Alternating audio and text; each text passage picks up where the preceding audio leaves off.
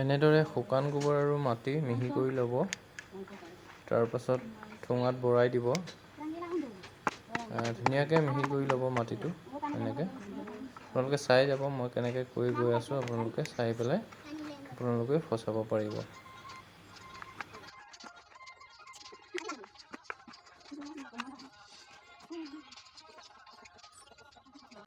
Dragon পুলি পচাবলৈ এইটো cutting কৰি লৈছোঁ এনেকৈ। সেইটো ৰুব পৰা হ'ব আৰু ইয়াত অকণমান ৰুটেক্স হৰমন লগাব লাগিব। কেনেকৈ লগায় সেইটো মই দেখুৱাই দিম আপোনালোকক, কেনেকৈ পুলি প্ৰস্তুত কৰিব।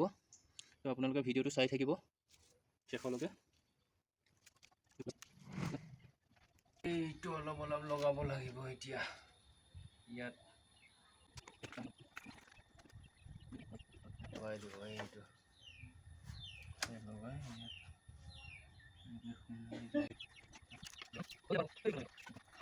এইটো এজোপা হৈ গ'ল।